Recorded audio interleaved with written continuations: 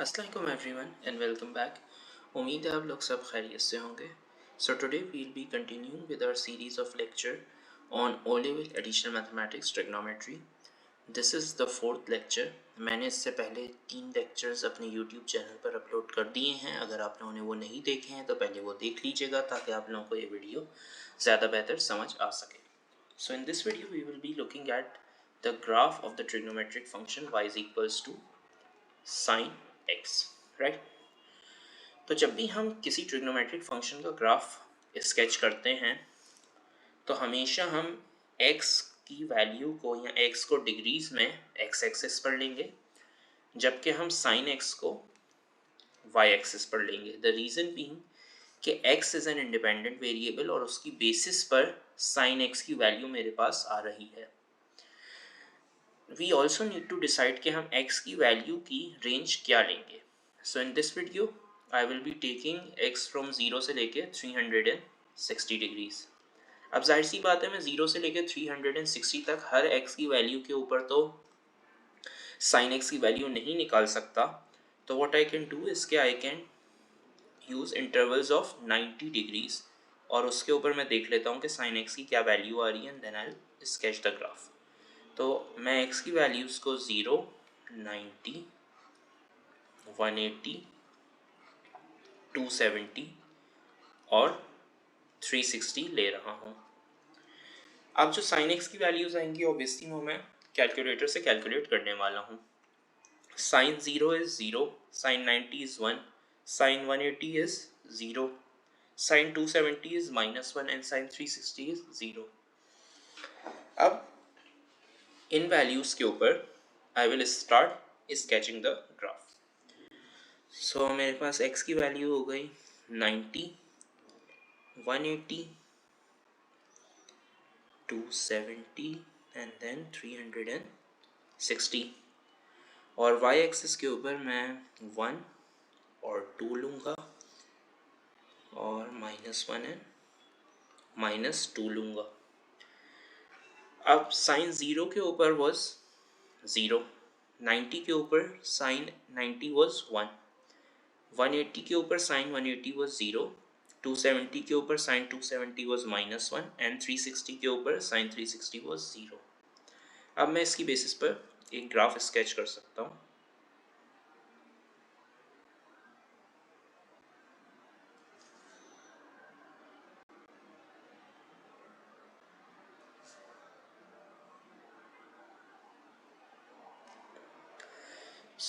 मेरे पास इस शेप का कुछ ग्राफ आ चुका है।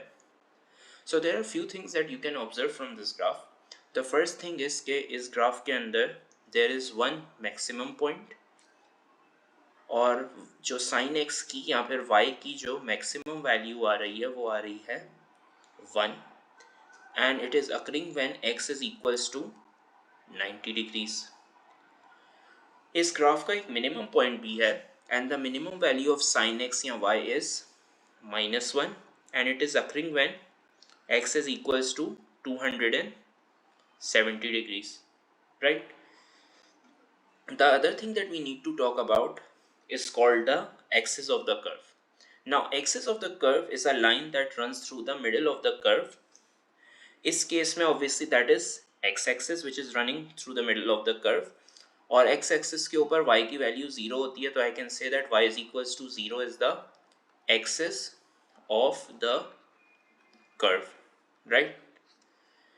The next thing that we need to talk about is amplitude. Amplitude is basically the distance between the highest point and the axis of the curve या फिर it is the distance between the lowest point of the curve and the axis of the curve। दोनों ही cases में आप देख सकते हैं that the distance from the highest point till the axis of the curve या फिर the distance from the lowest point of the curve till the axis of the curve is 1। This amplitude is going to be always positive because amplitude is a distance and distance is a scalar quantity which is never negative, right? Okay, अगर मैं let's say इस graph को 360 के degree के beyond भी sketch करता, let's say मैं इसे 720 डिग्री तक स्केच कर रहा होता. तो I would have observed that this graph would again repeat itself with one maximum value and one minimum value before it would return to 720 degrees. It would have arrived at its maximum value at 450 degree and at minimum value at 630 degrees. So that means that I can see that this graph is actually repeating itself after every 360 degrees. इसका मतलब मैं ये कह सकता हूँ that the period of this graph is 360 degrees. Period होता क्या है? Period simply means the degrees after which the graph या the curve repeats itself, right?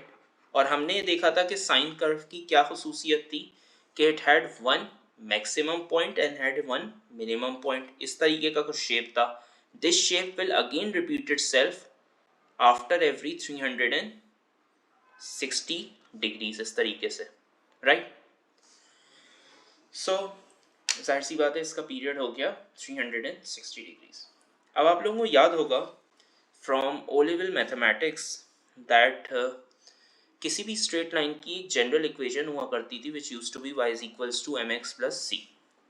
बिल्कुल उसी तरीके से ट्रिग्नोमेट्रिक फंक्शंस के कर्व्स की या के ग्राफ्स की भी एक जनरल इक्वेशन होती है.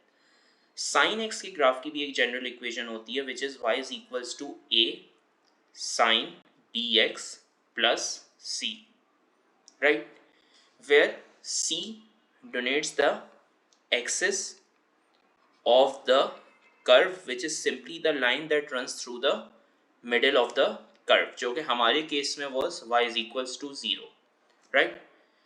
The a represents the amplitude, जो कि हमने अभी बात की, is simply the distance between the highest point and the axis of the curve, या फिर the lowest point and the axis of the curve, right? इस distance को हम amplitude कहते हैं.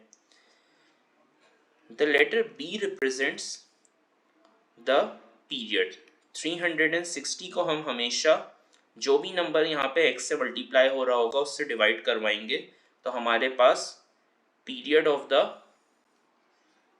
कर्व आ जाएगा.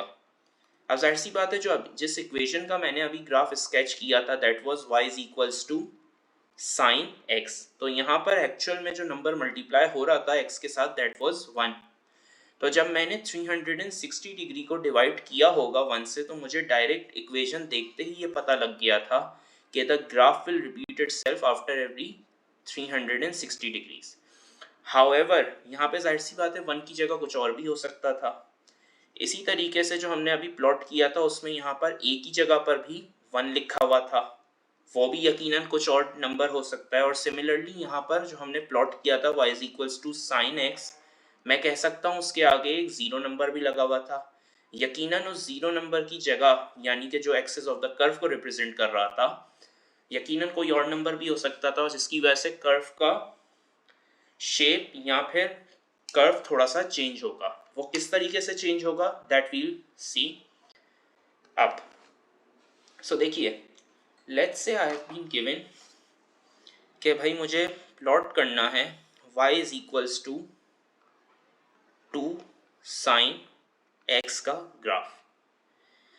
अब मैंने अब तक जो स्केच किया हुआ है ग्राफ वो है y is equals to sine x का, और मुझे पता है कि जो जनरल इक्वेशन है that is y is equals to a sine bx plus c.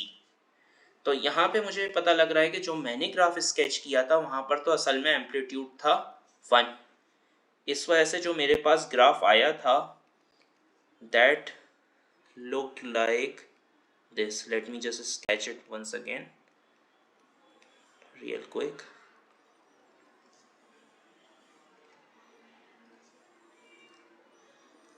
So मेरे पास जो sin x का ग्राफ आया था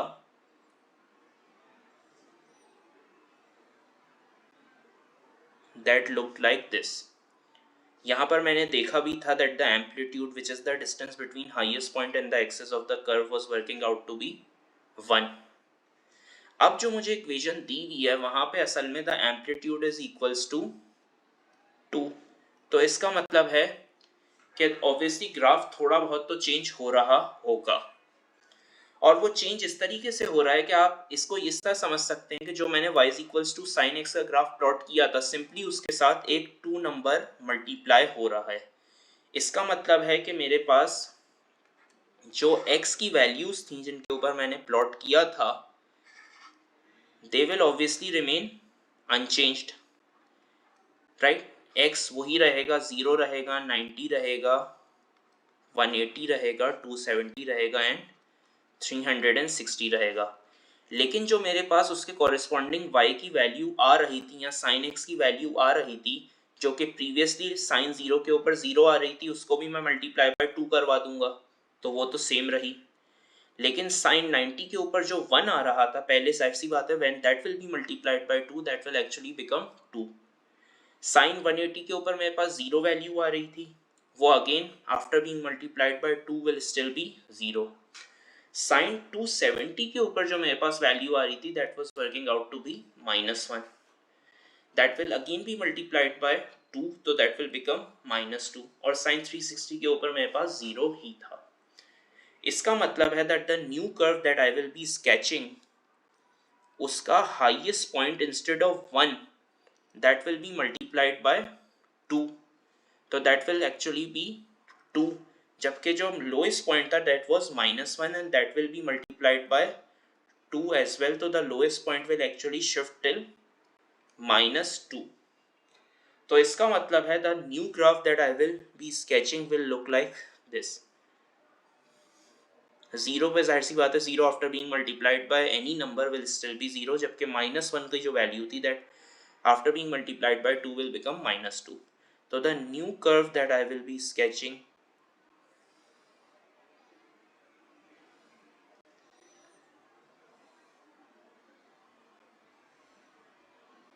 will look like this।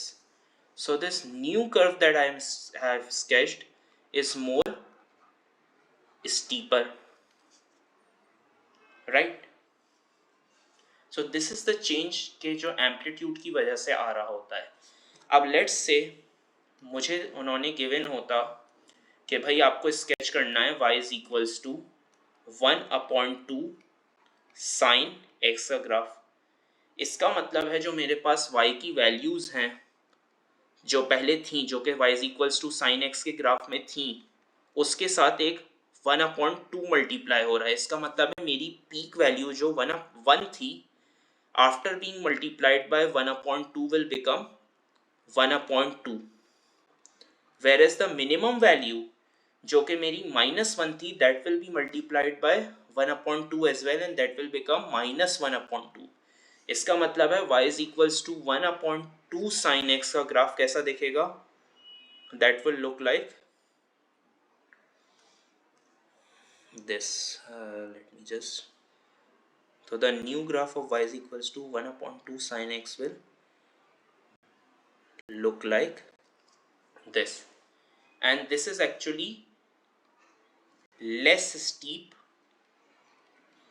compared to the graph of y is equals to sin x, right? Okay, so the next thing that we can do is we can move on to see के graph में क्या changes आती हैं when इस equation में y is equals to a sin bx plus c में the value of b changes। अब देखिए हमने जो ग्राफ प्लॉट किया था, let me just plot it again once real quick ताकि we can compare it। ये मैं y is equals to sin x का ही ग्राफ प्लॉट कर रहा हूँ। I am just plotting it once again so we can obviously compare the new graph that we will be drawing।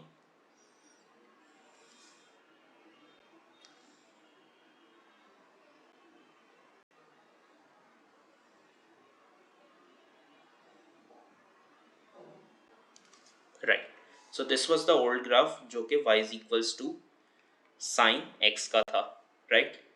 अब जो मेरे पास नया ग्राफ है that is of y is equals to जो मुझे स्केच करना है that is y is equals to sine 2x, right. अब देखिए अगर मैं इसको इस जनरल इक्वेशन से कंपेयर करूं तो इसका क्या मतलब है, मेरे पास b की वैल्यू 2 दी हुई है और हमने ये सीखा था कि हम इक्वेशन देख के ही बता सकते हैं कि उसके कर्व का पीरियड क्या होता है by simply dividing 360 by the value of b which in this case is 2। तो मुझे पता है that the period of the new curve which is sin 2x will be 180 degrees. अब इसका मतलब क्या है, इसका मतलब ये है कि the impact of this change in period will affect the values of x। आप लोगों को याद होगा कि मैंने x की वैल्यूज के अगेंस्ट साइन x को प्लॉट किया था और आप लोगों को याद होगा कि मैंने साइन को 0 रखा था, 90 रखा था, 180 रखा था, 270 रखा था एंड 360 रखा था। और मेरे पास उसके अगेंस्ट साइन 0 0 आया था, साइन 91 आया था, साइन 180 0 आया था, साइन 270 -1 आया था एंड साइन 360 0 आया था। अब व्हाट विल हैपन कि देखिए ऐसा ही शेप का एक ग्राफ बनना है जिसके अंदर there will be one maximum point and one minimum point, but that has to happen within 180 degrees, यानी कि आधे डिस्टेंस में होना है। अब वो पॉसिबल तभी होगा जब मेरी हर x की वैल्यू 2 से डिवाइड हो जाए, यानी कि मेरी जो peak value which was being formed at 90 degree अब वो पीक वैल्यू 45 डिग्रीज पे बने। जो मेरी मिनिमम वैल्यू 270 डिग्रीज के ऊपर बन रही थी वो मेरी 135 के ऊपर बने। 270 divide by 2 is 135 and the graph that was ending at 360 should now end at 180 degrees, जो कि हमें यहाँ से पता भी लग रहा है। तो मैं जो ये पीक वैल्यू है उसको मैं एक्चुअल में यहाँ 45 के ऊपर प्लॉट करूँगा और जो मेरी मिनिमम वैल्यू है उसको मैं प्लॉट करूँगा एट 135, राइट। तो now what will happen is कि जो मेरा नया ग्राफ होगा और साइन 90 के, अब मैं जाहिर सी बात है यहाँ पर 90 के ऊपर विल बी 0 क्योंकि 180 डिवाइड बाय 2 इज 90 और यहाँ पर 180 के ऊपर the graph will be returning back to 0। तो the new graph will look like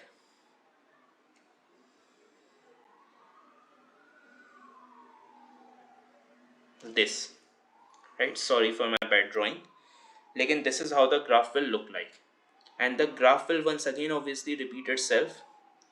The maximum point will be here जबकि the minimum point will be here. So the graph will once again repeat itself like this, यानी कि पहले मेरे पास जो y is equals to sin x का graph बना था वो मेरे पास क्या बना था 360 डिग्रीज में, लेकिन जो मेरा नया y is equals to sin 2x का ग्राफ है that has to end in 180 degrees. तो what is really happening is कि this graph is actually shrinking itself और इस ग्राफ के एक्चुअल में दो साइकिल्स बन रहे हैं, यानी कि दो ग्राफ बन रहे हैं y is equals to sin 2x के in the same distance of 360 degree जिसमें y is equals to sin x का ग्राफ बन रहा था, राइट। तो this is what the new graph will look like. Now, the next thing that we can talk about is something known as the vertical shift. अब देखिए, let's say I have been asked to draw a graph of y is equals to sin x minus 1. अब मैंने अब तक जो sketch किया हुआ है ग्राफ इनिशियली किया था that was y is equals to sin x और मुझे वही करना आता है। अब अगर मैं इसको इस जो नया ग्राफ मुझे स्केच करना है इसको मैं जनरल इक्वेशन से कंपेयर करूं तो that is a sin bx plus c। तो यहाँ से मुझे पता लग रहा है कि इट्स एक्चुअली c जिसकी वैल्यू मुझे यहाँ गिवन है विच इज -1, राइट। यानी कि द एक्सिस ऑफ कर्व जो नए ग्राफ की होगी दैट विल बी -1, जबकि जो मैंने ग्राफ अब तक स्केच किया था उसकी क्या थी, y is equals to 0 थी।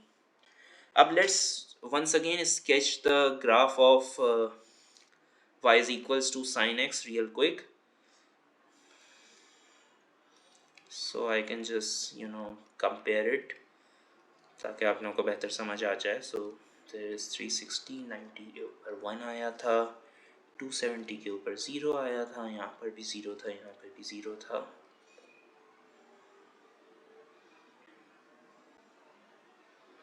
So this was what the graph of y is equals to sin x looked like.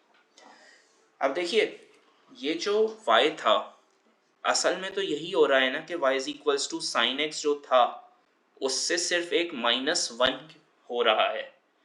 इसके दो इम्पैक्ट आने वाले हैं. एक तो ये कि जो मेरे पास axis of the curve y is equals to 0 के ऊपर बन रहा था यहाँ पर, that will actually shift to y is equals to -1. Right, इसका मतलब है the line that will be running through the middle of the curve will be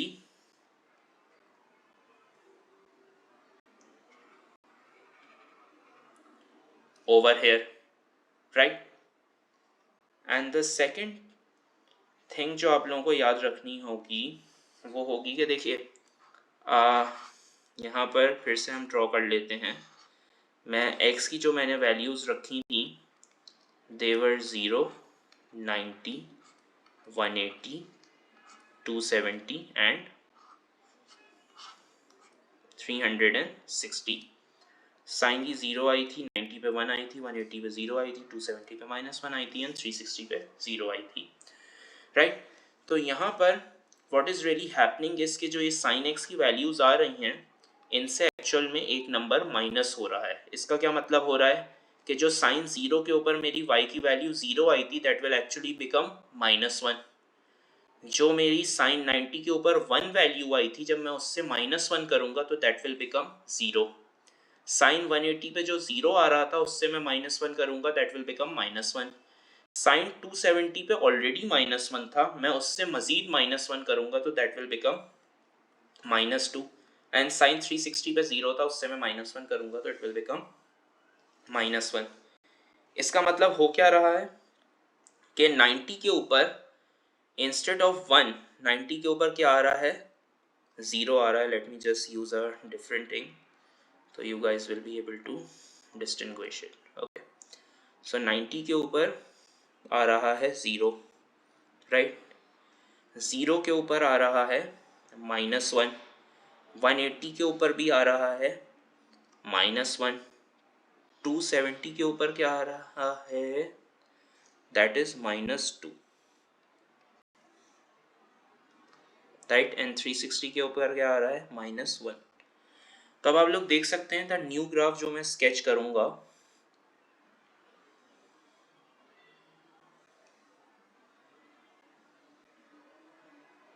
this will look like this.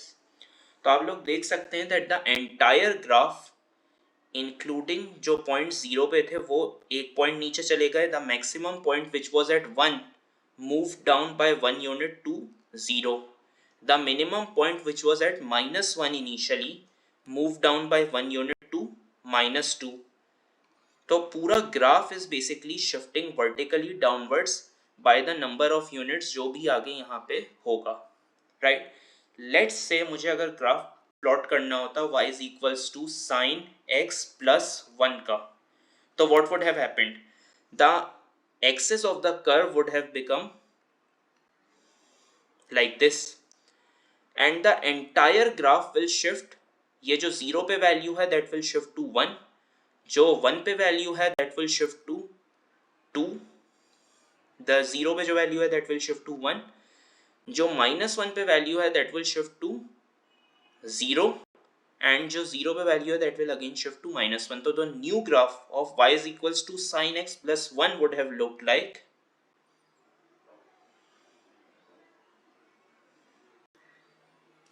this. और यहाँ पे क्या हुआ, again the graph shifted upwards by 1 point, right. तो आप लोग देख सकते हैं कि the entire change जो भी हो रहा है c की चेंज की वजह से that is happening to the values of y. इसी तरीके से हमने देखा था कि जब ऊपर b की वैल्यू चेंज हो रही थी तो that was impacting the values of x, right. और जब भी वैल्यू ऑफ a चेंज हो रही थी तो that was also impacting the values of y। I hope आप लोगों को ये वीडियो पसंद आई होगी। अगर वीडियो पसंद आई हो तो प्लीज़ इसे लाइक एंड शेयर कर दीजिएगा, और अगर आप लोगों को मेरे चैनल के कंटेंट से कनेक्टेड रहना है तो प्लीज़ सब्सक्राइब भी कर दीजिएगा। तब तक के लिए अल्लाह हाफिज़।